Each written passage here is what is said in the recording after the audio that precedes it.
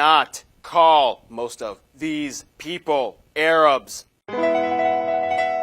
It's time to learn geography. Now! Hey everybody, I'm your host Barbie. Okay, let me break this down so you can quickly get the distinction. You've heard of Persia, right? The Persian Empire, Persian rugs, Persian cats, the Prince of Persia, which by the way, Disney got incredibly accurate. Yes, Persia is pretty much synonymous with Iran. Now, not everyone in Iran is Persian, but it's a huge part of their story, which we will begin discussing now. Okay, let's be frank. Iran seems to get their fair share of the news quite often in the Western media. However, conflict issues aside, Iran has a deep history and story in the Middle East that extends millennia in the past that would probably be wise to educate yourself on. First of all, Iran is located in Western Asia, bordered by 7 other countries, as well as the Caspian Sea to the north, the Persian Gulf and the Gulf of Oman to the south, divided by the Strait of Hormuz, which is like one of the most important sea passages in the world. Hey, it's Arabian Gulf. Most people have called it Persian Gulf, and it's been that way for centuries. Plus, Arabs have their own sea. Just let them have it.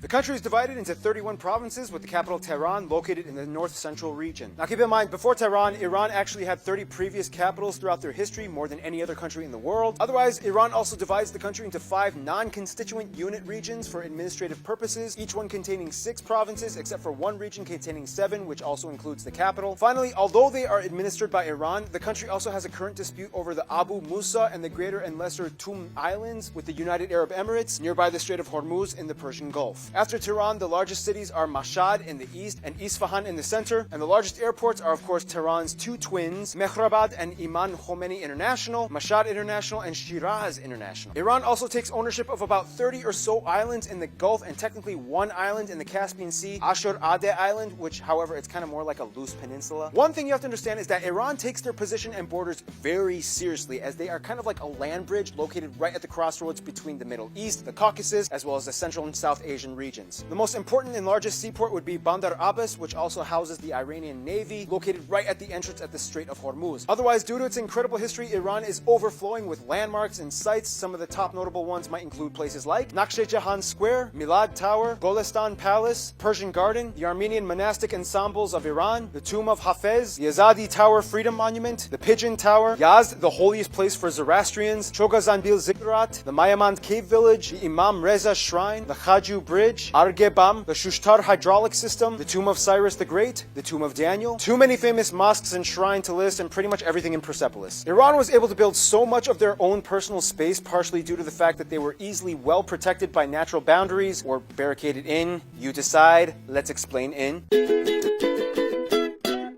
You know what's funny? The world's hottest surface temperature ever recorded was 70.7 degrees Celsius in the Lut Desert in Iran, and yet Iran is also like the best ski resort area in the Middle East. First of all, Iran's most important topographical barriers are the Zakhros Mountains in the west, which also contain the largest lake, Urmia, and the mountains also feed the longest river, the Karun, in the south, which flows into the Gulf, as well as the Alborz Mountains along the north, which contain the largest mountain, Mount Damavand, which is also the tallest volcano in all of Asia, like it's still active. There's so much mining potential in these mountains as well, which makes Iran the largest producer of turquoise and zinc. Otherwise, they have 2 main deserts, the Kavir and Lut, located in the central plateau, and the only real flat part of Iran is in the Khuzestan region right next to Iraq. Iran is right on the boundary of the Arabian and Eurasian tectonic plates, which in return makes Iran the country with the most number of major earthquakes, of at least 5.5 on the Richter scale annually.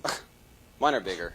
Yeah, well, mine are explodier. Now, Iran is kind of like this strange anomaly that sticks out from the rest of the Middle East because it has alpine mountains with flowers and snow and water and green, especially in the north along the coast of the Caspian. I mean, sure, there are dry, arid deserts too, but overall, Iran is a lot more lush. This allows them to harbor river valleys for agriculture, which makes them the #1 producer of pistachios, saffron, stone fruits. By the way, Iranians love saffron. They put it in like half of everything. Speaking of which, some top foods from Iran might include things like pomegranate walnut stew, kuku, mirza kasemi, various rice dishes like jeweled rice, bakala, lubia, shirin, various kebabs like juje, kubide, torsh, and bakhyari. Desserts like rosewater pudding, khalva, sarshir, bami, nokhotchi, and falude. By the way, half those dishes had saffron